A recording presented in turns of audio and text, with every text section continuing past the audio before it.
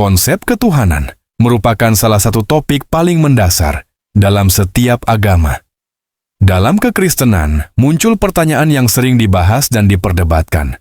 Mengapa Tuhan dipahami sebagai tiga?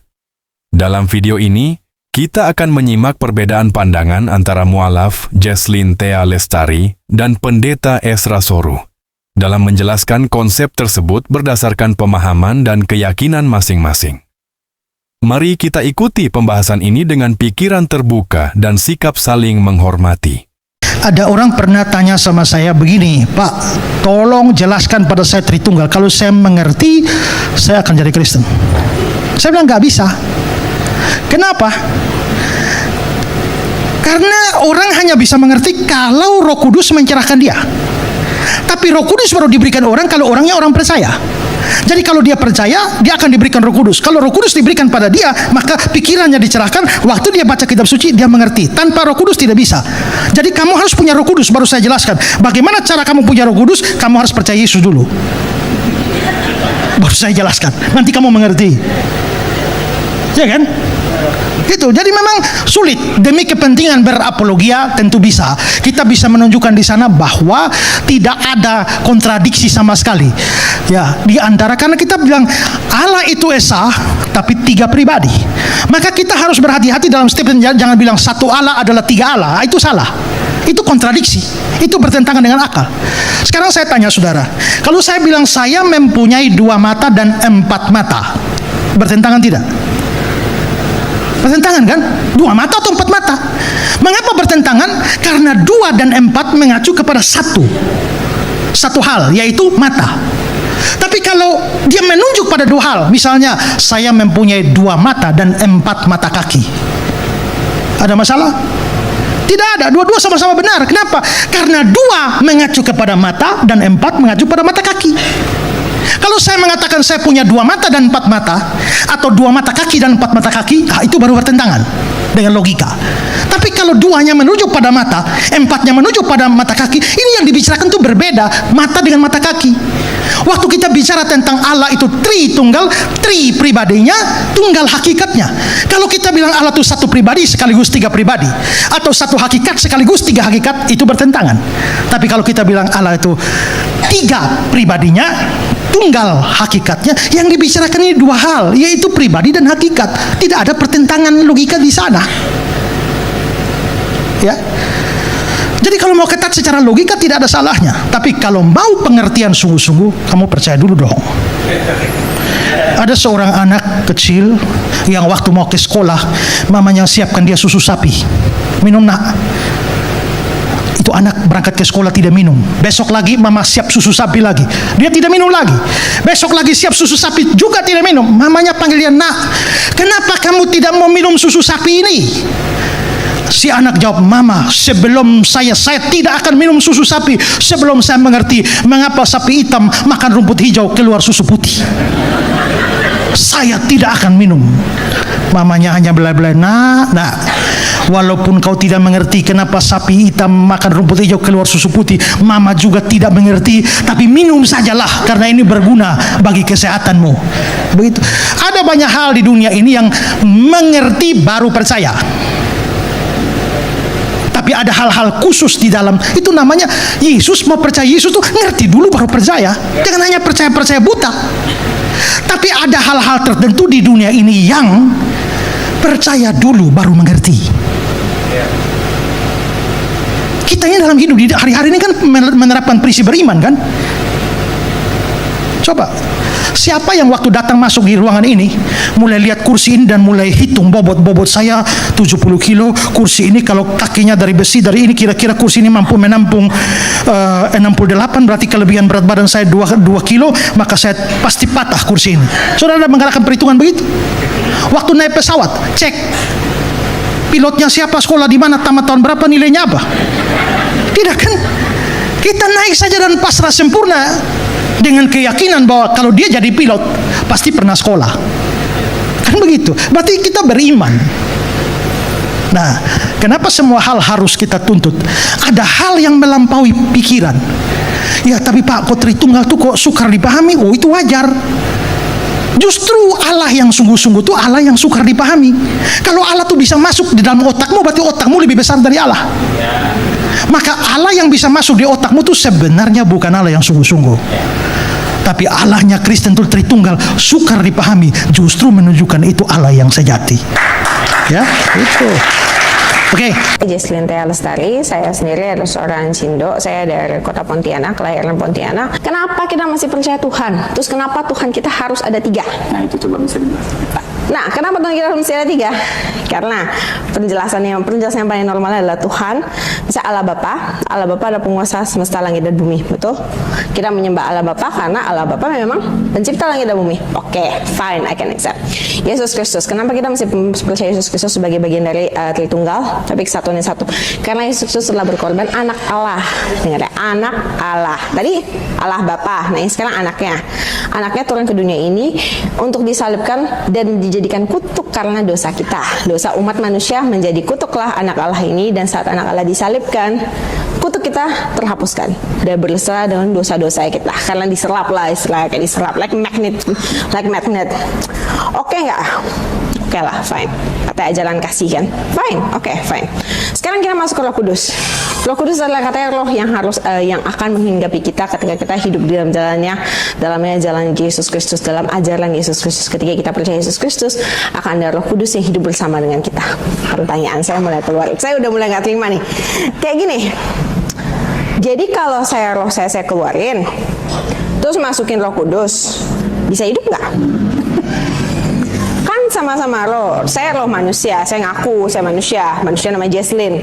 Nah, coba nih saya di stop jantungnya, terus dibilang saya kan percaya dengan Yesus, saya percaya saya ini dan saya yakin 100%. Coba hentikan jantung saya, replace Roh Kudus aja di dalamnya, bisa nggak?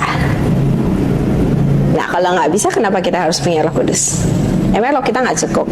Terus pertanyaan saya, bagaimana jutaan orang di dunia ini yang lain yang nggak punya Roh Kudus? I see they live it fine. Mereka baik kok. They did a good things. I see it by my own eyes. Mereka berdoa dan bersabda setiap saat. Berarti apa penjelasan Roh Kudus? Roh yang menyertai kita. Dan kedua, gimana cara saya validasi? Ini Roh Kudus atau roh setan? Sama-sama roh kan? Yang masuk ke tubuh saya. Misalnya dibilang, oh saya bisa melihat pandangan Roh Kudus masuk. Oke, apa yang dilihat? Mungkin angin ya, mungkin sosok, mungkin bayangan, mungkin something lah yang spiritual masuk ke saya. Emang dalam saya bisa ada pengecekan gitu, kayak pengecekan kakak, soalnya Roh Kudus nomor kakaknya berapa, ini bener gak ini? Kan gak ada kan? Jadi apa yang kita undang gitu loh, because it's dangerous. Karena saya ada belajar filosofi lain, how to summon demon atau something ya. Itu tuh when you believe, when you summon, dan ketika kamu put all of your faith into it, barang yang nggak nyata pun bisa nyata dan bisa masuk. Setan tuh tidak bisa mudah masuk ke manusia unless you accept it and you open it up for them. Ketika kamu undang, kamu tidak tahu, kamu undang Roh Kudus, but you don't know what is Roh Kudus, right? Nah, kamu undang dia masuk. Yakinkah yang masuk Roh Kudus? Belum tentu kan. Nah, jadi dalam konsep itu saya sudah terpecahkan. Saya memang nggak percaya dengan konsep-konsep Roh Kudus, karena menurut saya kita punya roh manusia kok. Harusnya roh yang dibimbing itu roh kita. Pastikan roh kita itu tuh bukan roh-roh yang sangat suka untuk berdosa. Pastikan bahwa hati nurani kita itu selalu berusaha untuk melakukan yang baik, berusaha untuk memperbaiki jika kalau kita salah. Kita tidak perlu ditambahkan roh, kita perlu ditambahkan pengetahuan, karena manusia tanpa pengetahuan nih. Harusnya kan itu kayak konsep-konsep yang kita mesti mengerti ya. Nah, konsep pertama, konsep bagian ketuhanannya kita, konsep mengenai originalitas kita punya kitab, terus konsep-konsep mengenai nabi-nabi kita. Harusnya kita pelajari satu persatu kan, sampai kita tahu secara mendalam sebenarnya siapa sih yang kita sembah, siapa yang kita percaya, dan siapa yang we put faith on, dan apakah benar yang kita percaya adalah Tuhan yang akan memegang kunci dari akhirat tersebut. Karena itu adalah fungsi kita di dunia ini, untuk menemukan siapa Tuhan kita. Right? Kalau kita aja Tuhan kita nggak bisa temukan, nggak usah hidup. Susah banget hidup lu. Udahlah di dunia ini susah kan, banyak cobaan, banyak ini. Menemukan yang namanya pencipta kita saja dengan berbagai teknologi informasi kita nggak bisa. Sia-sia hidup kita. Kasihan diri kita sendiri. Itu yang paling kasihan ya. Masalah kayak you want to search for materialistic, mau jadi materialistic di dunia ini gampang, and you have opportunity a lifetime kok. Gak akan berhenti opportunity itu. Kamu bisa kaya pada umur berapapun asal kamu berusaha. Tapi ketuhanan, jika misalnya hati kamu tidak dibukakan, jadi hidayah diberikan pada kamu. Jika nih, coba bayangkan kalau Allah tagih setiap nafas yang kamu tarik, setiap organ yang kamu tarik itu punya harga ya, kamu bisa bayar kah? Nggak bisa kan? Jadi itu is our responsibility to find which one is our God. Pakai akal dan pikiran yang sudah diberikan.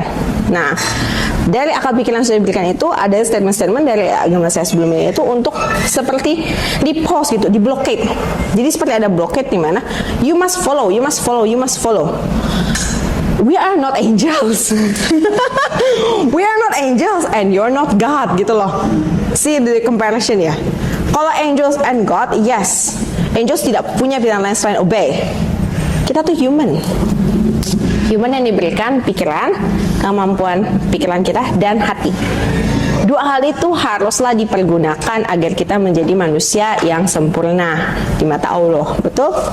Nah, kan kita bukan angels, kita nggak harus obey. It's okay to ask question because we have mind, right? It's okay to analyze things karena memang harus segala sesuatu itu masih dipikirkan supaya hal itu benar-benar membuahkan hal yang positif. Dan jangan sampai misalnya ada bahaya kalau kamu tidak pikirkan, kamu tidak akan mendapatkan warning signs-nya. Itu yang harusnya kita dapat di hidup ini. Supaya kenapa? Dengan melakukan hal itu saja hidupmu akan lebih mudah gitu loh. Kita tidak akan mudah terjumus dengan masalah-masalah berhubungan duniawi itu secara duniawi ya, apalagi secara akhiratnya. Secara akhiratnya we have to believe bahwa Allah itu sudah menetapkan jalan hidup kita seperti apa. Itu yang mesti kita percaya dulu. Nah, in order for us untuk bisa percaya itu, kamu mesti tahu Allahmu yang mana Tuhanmu dulu. Kalau Tuhanmu semuanya aja kamu cap cip mau gimana jalan hidupmu bisa benar? Mau satu orang punya 5 gitu jalan hidupnya, nggak mungkin kan. Nah, itu yang harus we find as a human being gitu loh. Jadi kenapa I question my previous religion which is Christian, karena jawaban-jawabannya tidak terjawab. Jawaban-jawaban yang harusnya diberikan, pedoman-pedoman dari agama yang karena kalau dibilang aduh kamu kurang belajar nih, kamu langsung mendikte kami. Kenapa dulu saya tidak dijelaskan? Kenapa hal-hal seperti Kristologi 101 gitu tidak diberikan kepada kita? Berikanlah salah atau benar informasi yang negatif atau positif nanti impact ke kita. Yang penting kita tahu supaya kita tuh melatih bibit-bibit manusia yang bisa berpikir. Bukan melatih donkey gitu loh, bukan melatih kedelai gitu hanya untuk mengikuti. Kita tuh harus bisa berpikir. Karena itulah yang membuat manusia itu sempurna. Apapun yang meneglect our right to learn, itu berarti sudah meneglect our right to live sebagai hak asasi manusia. Sebenarnya itu sudah melanggar. Jadi itu saja base-nya. Dan itu yang saya paling mendapatkan dalam Islam, karena semua barang di Islam itu bisa dipikirkan, ada logikanya, ada dalilnya. Even when we don't like it, ketika hal itu berat dilakukan atau kita tidak suka. Tapi ada penjelasannya, kita bisa terima, oh ya benar ya, emang begini. Susah sih, tapi ya benar. Gak bisa kita sanggah. Paling cuma hati kita agak ngeluh doang. Nah itu loh yang mesti diajar agama. Gimana caranya berpedoman hidup sampai yang benar, gimana supaya hidup kita itu, supaya akhirat kita minimum kita bisa menjamin. Kalau dunia kita nggak ada yang bisa menjamin, kita semua kan bukan peramal ya, tapi kita bisa hidup di jalan yang lebih benar. Dan dengan kalau misalnya kita percaya dengan Allah, yakinlah jalannya akan jauh lebih mudah dan jauh lebih dihindarkan dari bahaya-bahaya, karena itu our makers gitu. Kita nggak perlu terlalu berpersepsi, oh besok masih gimana. Kalau baik-baik persepsi gitu, nggak usah peluk agama, jadi ateis saja, enak. Persepsi itu semuanya, benar-benar kita plan out dengan itu, nggak usah pegang agama. Kalau mau pegang agama, biarkan jalan sesuai dengan jalannya Allah. Begitu persepsi saya. Dari pembahasan yang telah kita simak, kita dapat memahami bahwa perbedaan konsep ketuhanan lahir dari perbedaan ajaran, sejarah, dan cara memahami wahyu.